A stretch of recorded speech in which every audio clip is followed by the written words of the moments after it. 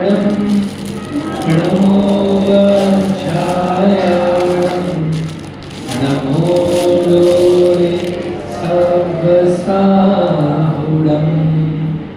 मंगलाचरण स्क्रीन पर है। पद्यानुवाद।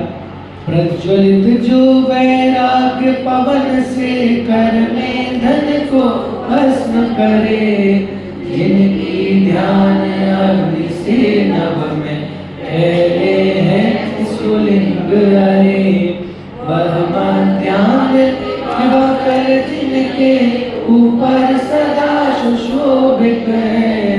कायो सर्ग रूप मुद्रा जो विशाल तनधारी है, अष्ट कर्म के परम विजेता उत्तम पुरुषों के स्वामी, नाभि पुत्र जिन पति महात्मा जयवंतो अंतर्यामी, नाभि पुत्र जिन पति महात्मा जयवंतो अंतर्यामी।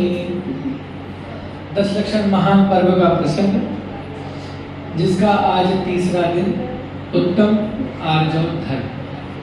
विगत 2 दिनों से हम धर्म का स्वरूप समझ रहे हैं और जान रहे हैं कि वास्तव में धर्म क्या है। और 2 दिन की चर्चा में हम इस निष्कर्ष पर निकले कि वास्तव में वस्तु का स्वभाव ही क्या है, धर्म है। और ये जो 10 लक्षण हैं वे आत्मा के पर्याय हैं या आत्मा के ही धर्म है, किंतु चूंकि पर्याय में प्रकट करना है इसलिए उसको भेद की अपेक्षा करके धर्म के 10 भेद किए, जिनमें उत्तम क्षमा, उत्तम मार्जव और उत्तम आर्जव, ये 3 तो आत्मा के स्वभाव बताए और इन तीनों को प्राप्त करने के 5 उपाय बताए। कौन कौन से? सोच, सत्य, संयम, तप और त्याग। इस स्वभाव की प्राप्ति के लिए 5 उपाय बताए।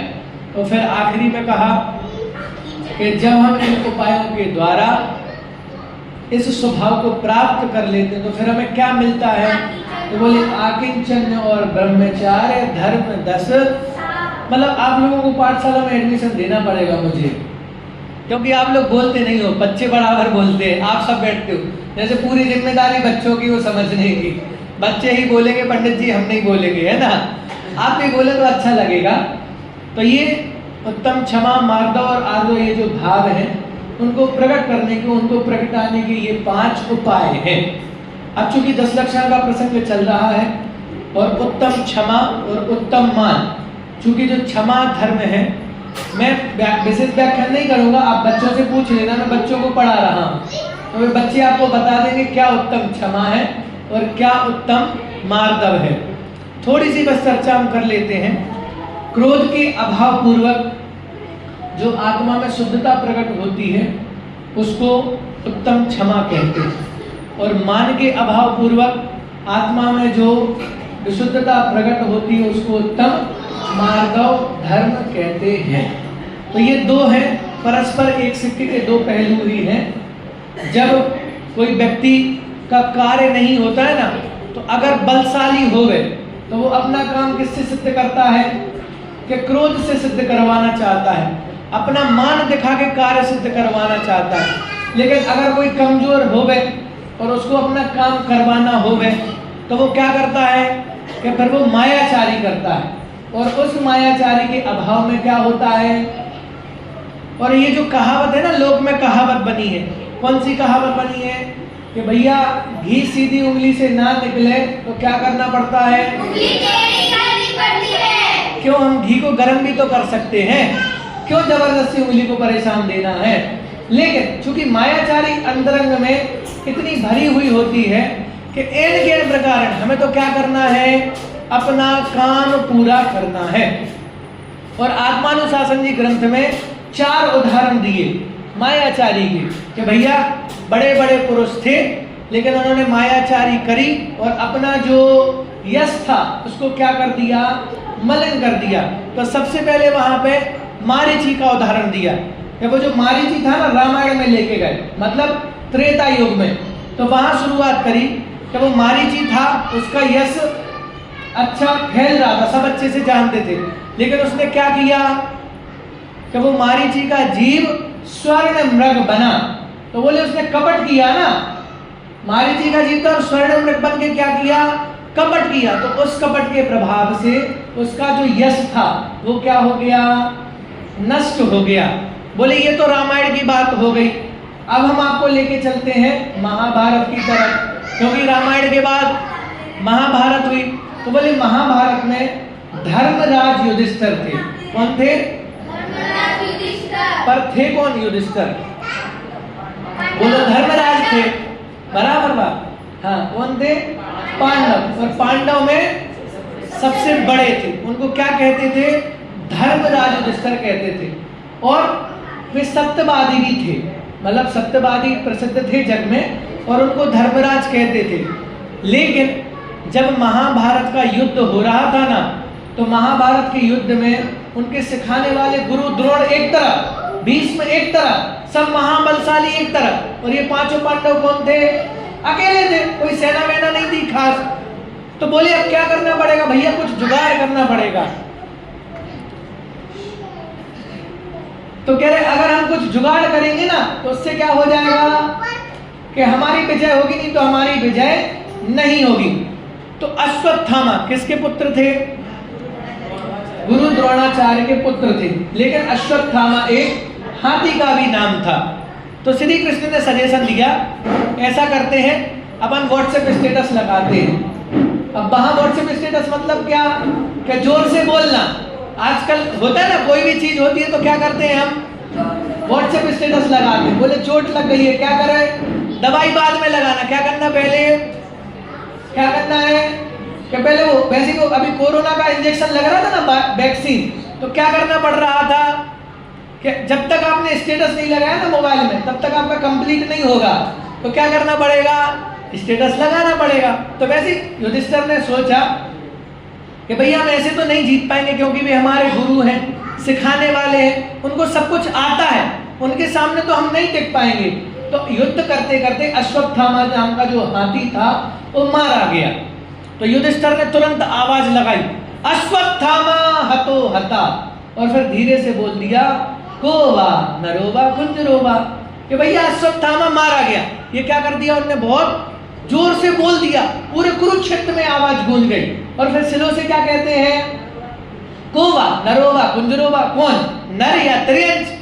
लेकिन बेटे के किसका नाम था, गुरु द्रोण के। तो जैसे गुरु द्रोण ने सुना कि अश्वत्थामा क्या हो गया है, मारे, तो गुरु जी को हार्ट अटैक आ गया वहीं पे, और उनकी मृत्यु हो गई कि भैया मेरा बेटा क्या हो गया। लेकिन वहां पे बेटा नहीं मारा गया था, कौन मारा गया था? तो इतना सा कपट किया ना, इतना सा छल किया उन्होंने। तो उस छल के प्रभाव से क्या हुआ कि उनका जो रथ था वो जमीन से 4 अंगुल ऊपर चलता था। लेकिन जब उनने ये कपट किया, तुरंत क्या हुआ कि उनकी जो विद्या थी, जो रिद्धि थी, वो खत्म हो गई और वापस जमीन पे रथ आ गया। तो उन्होंने भी इतना कपट किया और क्या कर लिया, अपने पूरे क्या कर लिया, अपने पूरे कीर्ति को नष्ट कर लिया। फिर एक उदाहरण और दिया श्री कृष्ण का। क्या उदाहरण दिया कि जो श्री कृष्ण थे उनने वटु वेश बनाया, तो उस वेश के प्रभाव से उनका कलर ही कैसा हो गया, श्याम वाला हो गया। और आजकल हम भी क्या करते हैं, हम भी क्या करते हैं, बोले भैया रावण के तो 10 मुख ही थे और दिख जाते थे, लेकिन हमारे कितने चेहरे हैं ये हमें नहीं दिखता है। बोलो, हमें भी नहीं पता हमारे कितने चेहरे, क्योंकि तुरंत में क्षण में बदल जाते हैं ना। तो वो मायाचारी के यहाँ कह रहे हैं कि भैया अगर आप माया करेंगे, मायाचारी करेंगे तो क्या होगा कि दुख ही दुख भोगना पड़ेगा। एन प्रकार क्या होगा, चाहे जैसे करो वो लौट के तो क्या आएगा, तुम्हारे पास ही आएगा। कितनी मायाचारी कर लो, बाद में किसको करना पड़ेगा, तुम्हें ही भोगना पड़ेगा। एक बड़े पंडित जी की बोध कथाएं पढ़ी थी ना सुबह, उसमें कहानी आई थी कसायों की विचित्रता। वो मायाचारी के ऊपर कसाई थी। तो बोले एक नदी थी, उस नदी के पास एक साधु का मकान था, झोपड़ी थी साधु की। साधु उसमें रहते थे और आने जाने वाले लोग जो सफर करते थे, चूंकि नदी थी तो आने जाने वाले लोग कभी 1 घंटे के लिए, कभी आधा घंटे के लिए उनकी झोपड़ी में रुक जाते थे। तो वैसे ही क्या हुआ एक दिन की बात है, शाम हो गई थी, अंधेरा होने वाला था, बहुत घनघोर बारिश हो रही थी। तो एक स्त्री थी, स्त्री अब उसको अपने गांव जाना था, लेकिन बारिश हो रही थी बहुत तेज, अंधेरा हो गया था। तो वो साधु के पास गई और साधु के पास जाके कहती है, महाराज मेरा गांव दूर है, मुझे आप आज रात में रुकने की अनुमति प्रदान करें। तो बगल में दूसरी कुटिया थी, रूम था। तो महाराज ने बोला ठीक है, तुम क्या करो, बाजू वाले कमरे में ठहर जाओ। अब रात्रि का समय, सर्दियों का मौसम चल रहा था, बारिश हो रही थी जोरदार। तो वो जो स्त्री थी उसको काम वेदना सताने लगी। तो वो सोचती है ऐसा करते हैं, साधु के पास जाते हैं। तो साधु के पास जाकर उसने बहुत हाव भाव प्रदर्शन किए, बहुत साधु को ललचाया, लेकिन वे साधु अपनी जो चूंकि दृढ़ थे ना, व्रतों के दृढ़ता से पालन करने वाले, तो वे उससे टस के मस नहीं हुए। अब प्रातः काल हो गया, तो वो स्त्री थी, उसको टेंशन हो गई कि ऐसा ना हो ये साधु महाराज क्या कर देंगे, पूरे नगर में ये बात फैला देंगे ना, तो मेरा तो क्या हो जाएगा, मेरी तो हंसी उड़ने लगेगी, सारे लोग मुझे थू थू करेंगे, मेरा तो चरित्र खराब हो जाएगा।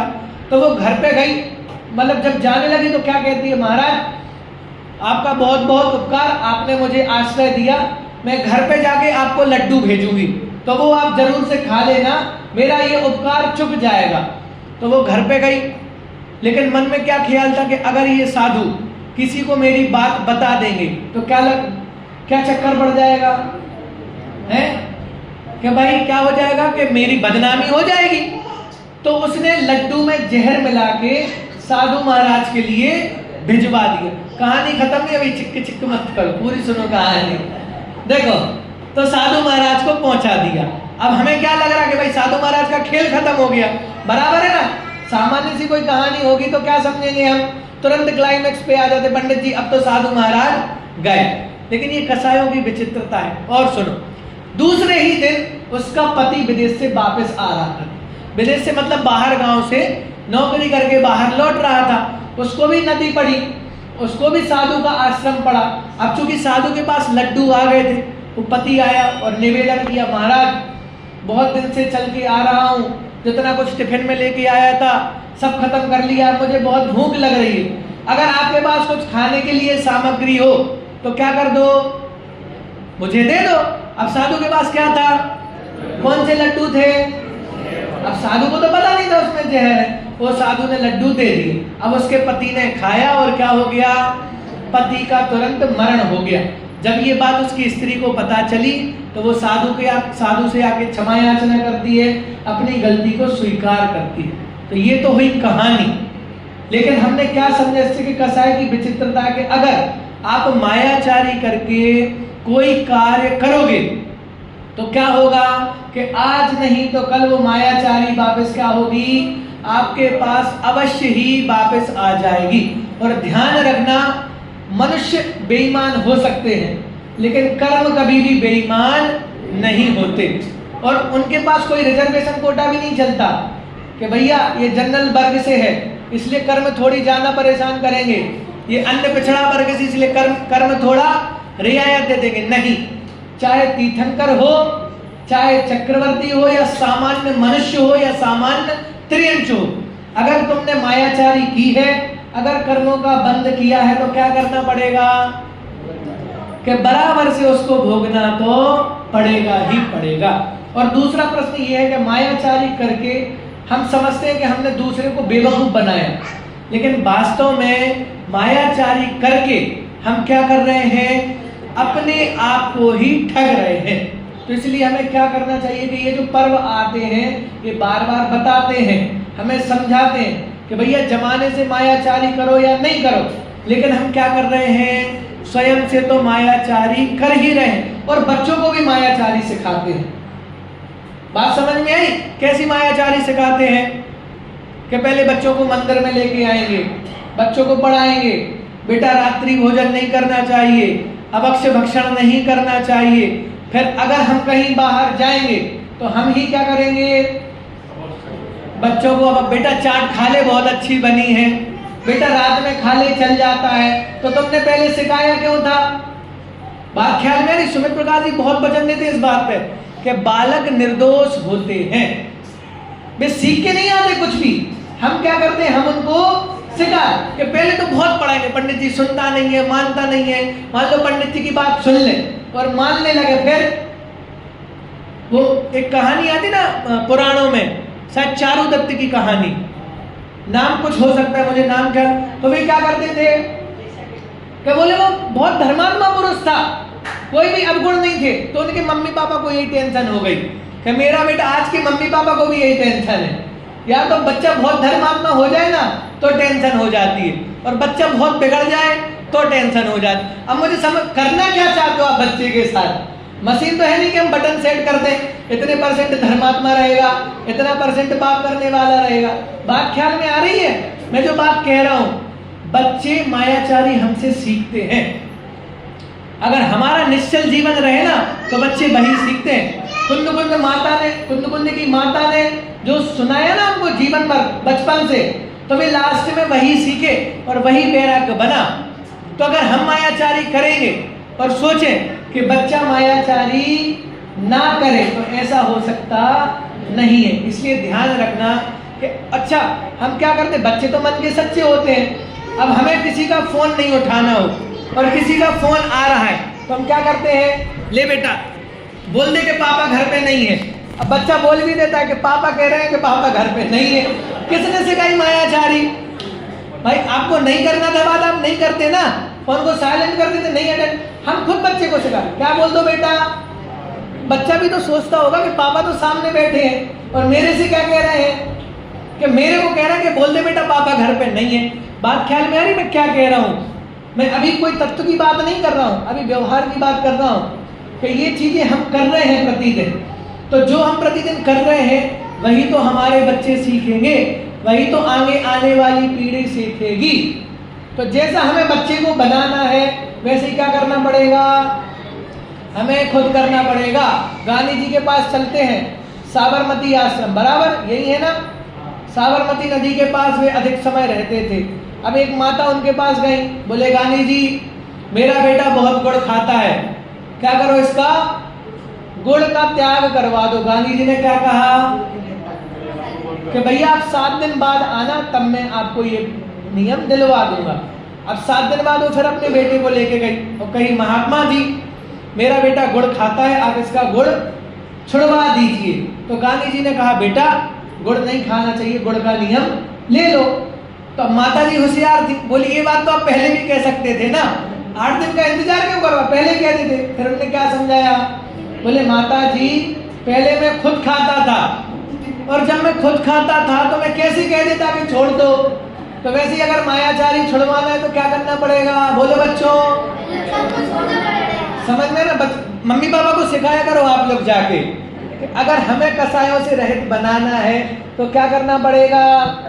अगर हमें धर्म का ज्ञान देना है तो आपको भी पाठशाला आना पड़ेगा। अगर हमें अच्छी अच्छी बातें सिखाना है तो क्या करना पड़ेगा, आपको भी अच्छी अच्छी बातें सीखना पड़ेगा। नहीं तो ऐसे काम नहीं चलेगा कि पंडित जी खाएं भटा औरों को दिखाएं गटा। बुंदेलखंड की गटा समझते हैं, भटा तो सब समझते हैं ना, भटा मतलब बैगन और गटा मतलब होता है आंखें। तो वो कहानी में कहानी नहीं सुनाऊंगा, कहानी में समय बर्बाद नहीं करूंगा।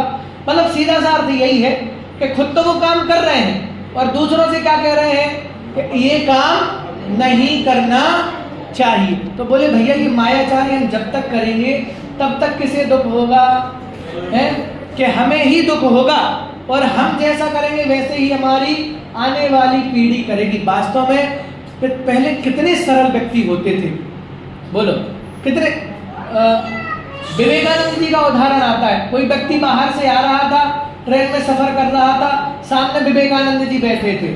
तो बोले, उन्होंने पूछ लिया कि भैया कहाँ जा रहे हो, तो बोले मैं विवेकानंद जी से मिलने जा रहा हूँ। तो परिचय नहीं दिया अपना, व्यक्ति सामान आमान लेके आया था, क्या किया बराबर से उसकी मदद करवाई, सहायता करवाई और अपने घर पे पहुंच गए। अब जैसे ही घर पे पहुंचे, दरवाजा खटखटाया तो सामने कौन निकला, विवेकानंद जी। विवेकानंद। बोले आप तो स्टेशन पे है, तो बोले मैं खुद थोड़ी बताता कि मैं विवेकानंद हूँ।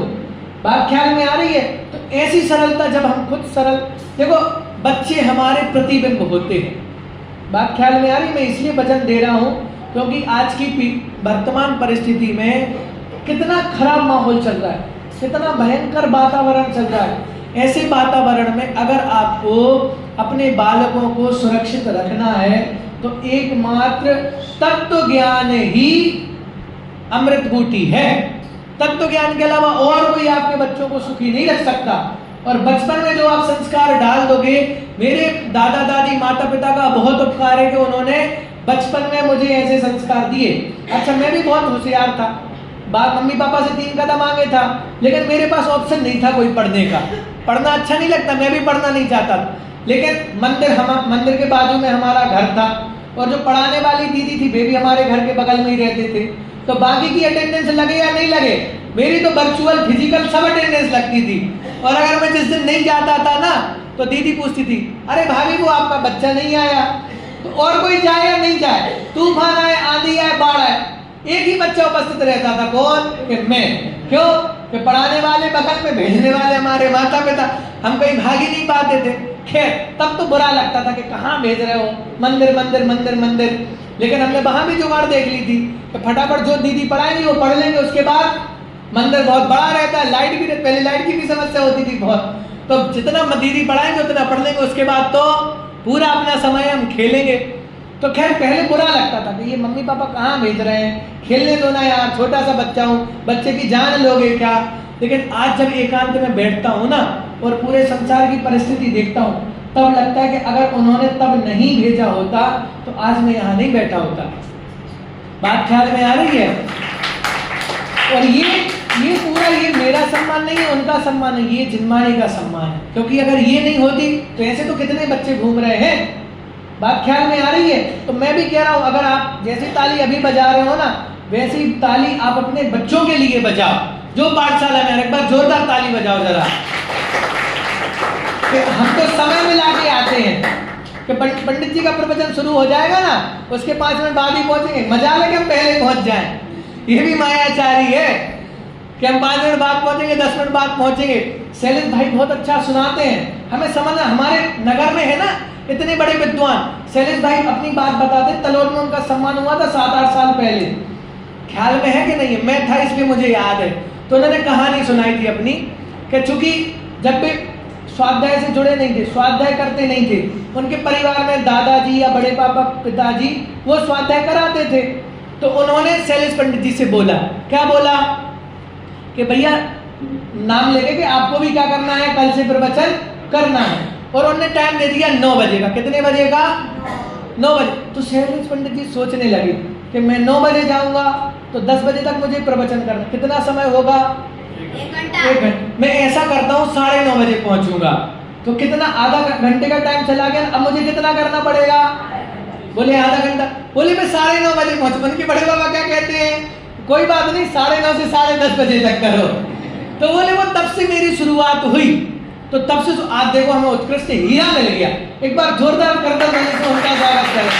तो वास्तव में मुझे तो कई बार लगता है वे पंचम काल के जीव नहीं है, हमारे बीच रहने वाले नहीं है। वे वास्तव में कोई देव पर्याय, कुछ पुण्य कम पड़ गया होगा तो वो देव पर्याय छोड़ के मनुष्य बन गए। अब देखो कितनी सरलता है, एकदम प्रतिबिंब आईने के जैसे, कि जैसा अंतरंग मन है वैसे ही बहिरंग मन है। राजेंद्र जी पंडित जी साहब कितने विद्वान है, एकदम आईने के जैसे, बाहर आपको और देखने की जरूरत नहीं है, और आप लोगों को तो और भी कहीं बाहर जाने की जरूरत नहीं है, आप सामने बिल्कुल देख सकते हैं। तो ऐसी सरलता जब हमारे जीवन में आएगी तब वास्तव में उत्तम मार्ग और धर्म समझ में आएगा, नहीं तो हमें उत्तम मार्ग और धर्म समझ में नहीं आएगा। तो धर्म की चर्चा हम कर रहे हैं और बार बार पुनः वही प्रश्न उठ रहा है कि धर्म से लाभ क्या होगा या धर्म क्यों करना है। मैं इसमें निकाल लेता हूँ इसको, श्लोक।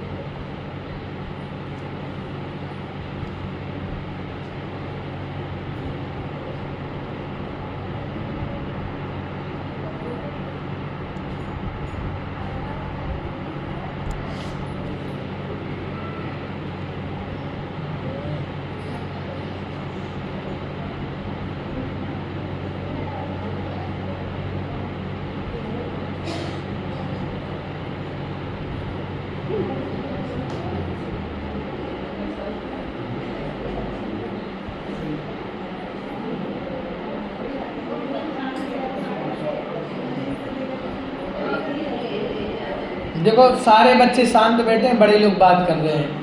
अब ये भी बच्चे आपसे सीखेंगे।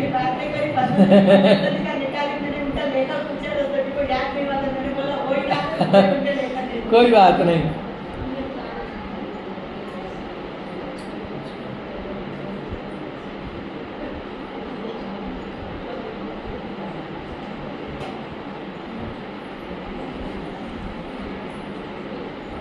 देखो चूंकि धर्म की चर्चा हमारी चल रही है और कल मैंने आपको बताया था कि वास्तव में हम ये धर्म धारण तो कर रहे हैं, जिनेंद्र देव की भक्ति करने भी आते हैं, प्रवचन भी कर रहे हैं, स्वाध्याय भी कर रहे हैं, उनका पूजन अभिषेक भी कर रहे हैं, लेकिन धर्म है क्या और धर्म से हमें क्या फायदा होगा, तो वो बात है इसमें बता रहे हैं कि देखो क्या बात। इसका पद्यानुवाद हम पढ़ते हैं। यह धर्म नरेंद्र इंद्र के सुख अमूल्य रत्नों की खान, यह दुखाग्नि के लिए नीरसम मोक्ष महल का शुभ सोपान। अहो धर्म की महिमा वर्ण साक्षात केवली भगवान, सर्गागमधर गणधर करते हम तो ले सकते हैं ना। क्या कह रहे हैं कि भैया धर्म की चर्चा कर रहे हैं ना, तो धर्म की चर्चा और धर्म की महिमा मैं नहीं बता सकता। क्यों नहीं बता सकता? स्वर्ण ने बताया कि यह धर्म नरेंद्र इंद्र के सुख अमूल्य रत्नों की खान। ये जो धर्म है ना, इससे क्या प्राप्त होगा आपको कि नरेंद्र और इंद्रों के स्वर्ग सुखों की प्राप्त होगी।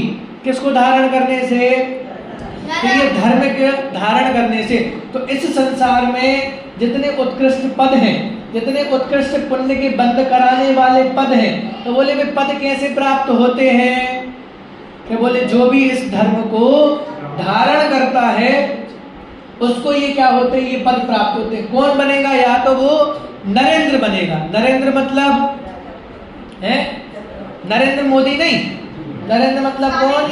नर का इंद्र, मनुष्यों का इंद्र। तो वो कौन बनेगा? कि कौन होता? चक्रवर्ती। कैसे बनेगा? लेकिन कैसे बनेगा? कि भैया एक कॉमन फैक्टर बता रहे हैं आचार्य कि अगर आपको संसार में उत्कृष्ट पुण्य भी भोगना है ना, तो क्या करो कि धर्म करो, क्योंकि ये धर्म का ही फल है कि उससे तुम नरेंद्र बन जाओगे। और क्या बनोगे? अगर मनुष्य में नहीं गए तो बोले फिर स्वर्ग में जाओगे। लेकिन स्वर्ग में कैसे बनोगे? ऐसे साधारण देव नहीं बनोगे, स्वधर्म स्वर्गों में भी इंद्र बनोगे। और जो इंद्र होते हैं, देखो जैसी हमारे यहाँ भीड़ होती है ना, भीड़ होती है, फिर कुछ बड़े लोग होते हैं, वीआईपी लोग होते हैं, कैसी स्वर्ग का हाल है। हमें लगता है कि स्वर्ग में सुख है, बिल्कुल सुख नहीं है स्वर्ग में। जैसे हम बैठे रहते ना भीड़ में, वैसी देवताओं की बहुत भीड़ लगी है, लेकिन सुख किसको मिलता है? वीआईपी ट्रीटमेंट किसको मिलता है? कि जो इंद्र होते हैं ना, इंद्र वहां पे वीआईपी होते हैं, इंद्रों के अंडर में बहुत सारे देव काम करते हैं। तो बोले अगर स्वर्ग में भी जाओगे तो क्या बनोगे? कि इंद्र बनोगे।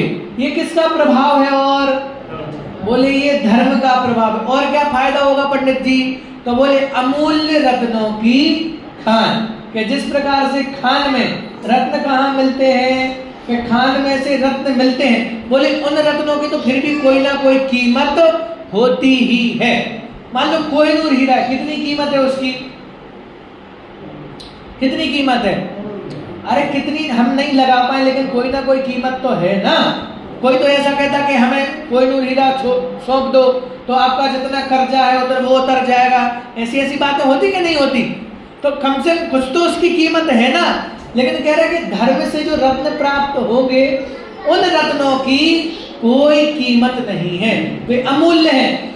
मतलब चक्रवर्ती की संपत्ति होवे, इंद्र की संपत्ति होगी होवे, तब भी वे क्या नहीं कर पाएंगे? उस धर्म के रत्नों को नहीं खरीद पाएंगे। और क्या लिखा?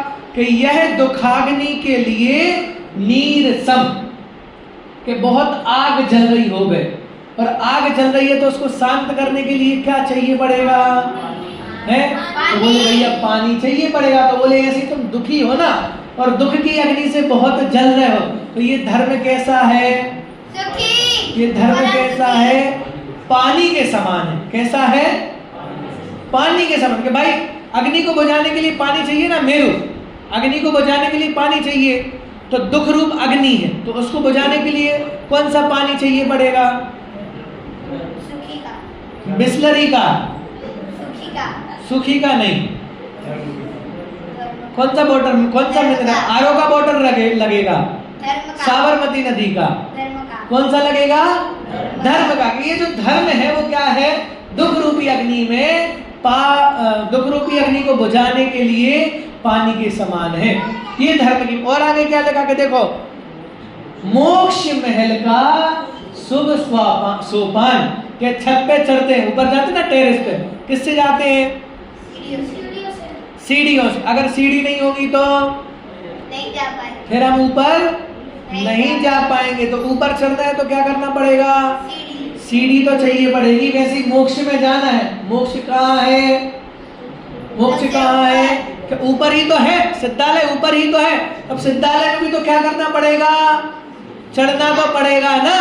तो चढ़ने के लिए धर्म क्या है? धर्म सोपान के जैसा है। और क्या लिखा? अहो धर्म की महिमा वर्णन साक्षात केवली भगवान सर्व आगमधर गणधर करते। तो भैया ये जो धर्म की महिमा है ना, मैं तो धर्म की महिमा कह रहा हूँ। आज दोपहर में भक्तांबर में पढ़ा कि धर्म की तो चर्चा दूर रहने दो, हम जिनेंद्र भगवान का नाम मात्र लेते हैं ना, तो जिनेंद्र भगवान के नाम लेने से ही जो हमारे छोटे मोटे पाप है ना, वे तो क्या हो जाते हैं? तुरंत भाग जाते हैं। जैसे कोरोना का समय था और लॉकडाउन में हम घरों के बाहर निकलते थे, और जैसे ही पुलिस का सायरन बजता था क्या करते थे? भाग जाते थे। और जो नहीं भागते थे तो फिर कुटाई होके भागते थे, लेकिन भागते तो जरूर। तो वैसे ही कह रहे हैं कि भाई धर्म की तो बात दूर है, आप सिर्फ धर्म धारण करो ना, भगवान का नाम लो, तो छोटे मोटे जो पाप है वे तो क्या हो जाएंगे? ऐसे ही दूर हो जाएंगे। और क्या करेंगे? धर्म की महिमा वर्णन के अर्थात धर्म की महिमा बताने के लिए तो केवली भगवान, केवली भगवान मतलब कौन बच्चों? केवली मतलब कौन? वेरी गुड, ताली बजा दो एक बार का। तो केवली मतलब कौन? कि जो तीनों लोगों को, तीनों कालों को एक साथ एक समय में जान, तो वे केवली भी क्या नहीं कर पाते हैं? उसका वर्णन नहीं कर। ऐसा आता ना कि जो द्वादशांग की रचना है, तो कैसे रचना हुई? कि केवली ने केवल ज्ञान में, या जितना आत्मा को अनुभव किया, जितना केवल ज्ञान में जाना, उसका 1% उनकी दिव्य ध्वनि में खिरता है, और जितना दिव्य ध्वनि में खिरा है उसका 1% गणधर देव झेल पाते हैं, और जितना गणधर देव ने झेला है उसका 1% वो द्वादशांग है। तो जिनकी महिमा वर्णी न जाए, जिन नाम जपो मन वचन का। कह रहे भैया भगवान की महिमा या धर्म की महिमा हमसे नहीं होती। कौन करते हैं धर्म की महिमा? तो या तो तीर्थंकर करते हैं, या तो सर्व आगमधर के जो 4 ज्ञान के धारी हैं, ऐसे गणधर करते हैं। हम तो क्या कर रहे हैं? क्या लिखा आगे? कि हम तो ले सकते ना, कि हम तो बस क्या करो भैया, धर्म का नाम लोगे ना, तो इतने में ही क्या हो जाएगा? इतने में क्या हो जाएगा? तुम्हारा काम हो जाएगा।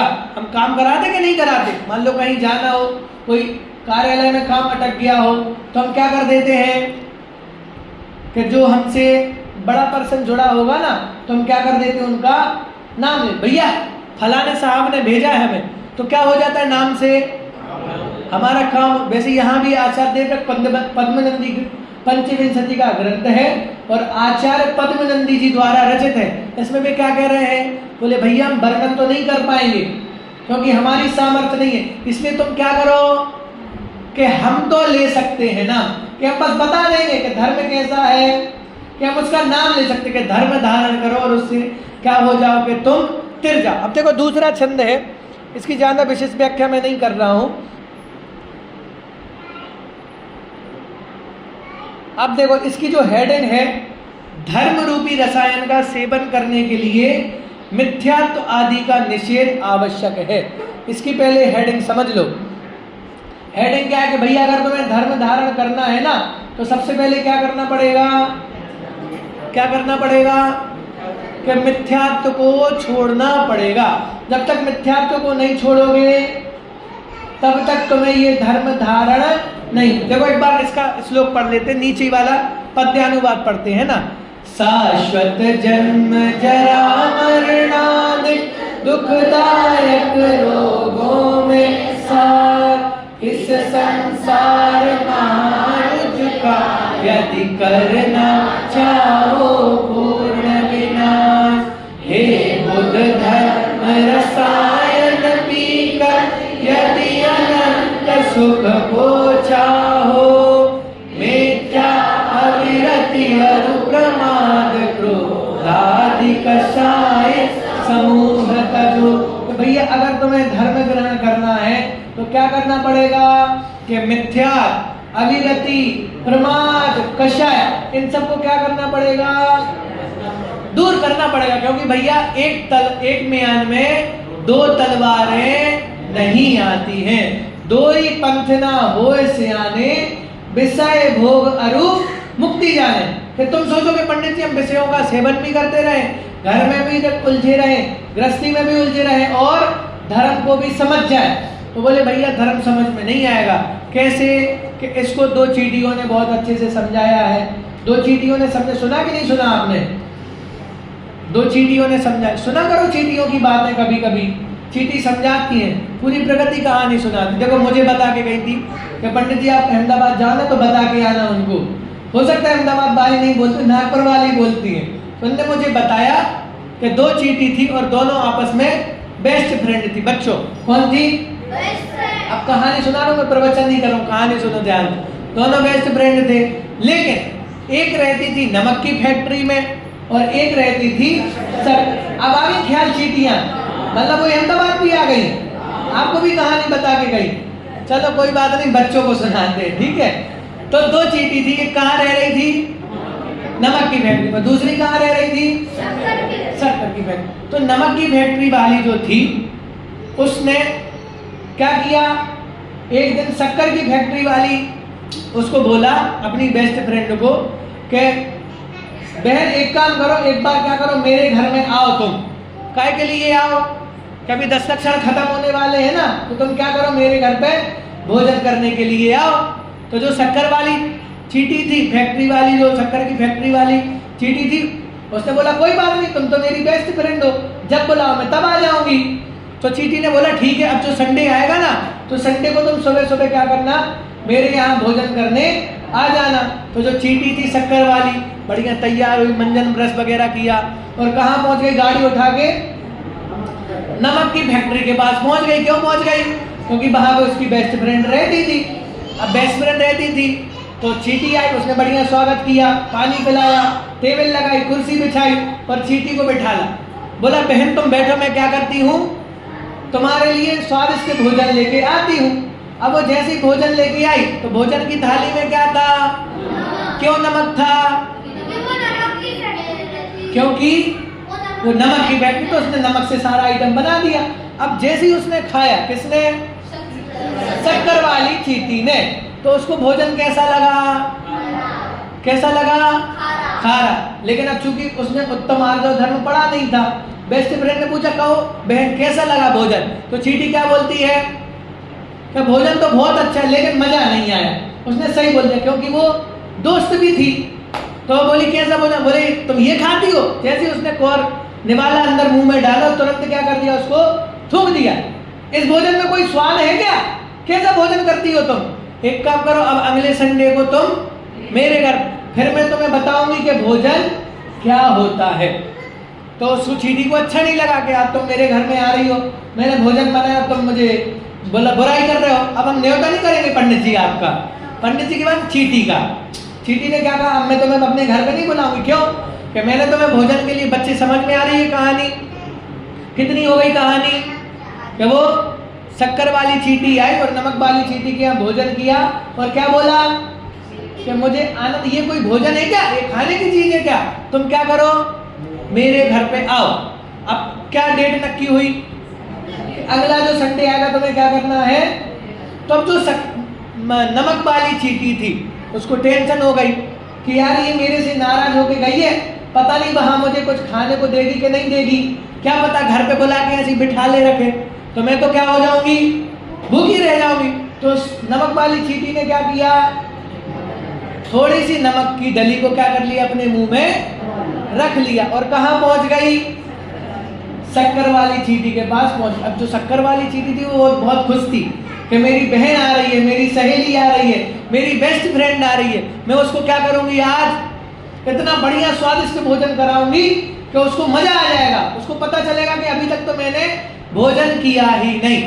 तो उसने भी बढ़िया क्या किया, स्वागत सत्कार किया, टेबल लगाई, कुर्सी लगाई, पानी पिलाया और बोली बहन तुम बैठो, मैं क्या करती हूँ, थाली लेके आती हूँ। अब वो थाली में क्या लेके आएगी, चीनी से बना आइटम, तो वो चीनी लेके आई और शक्कर वाली चींटी ने खाया।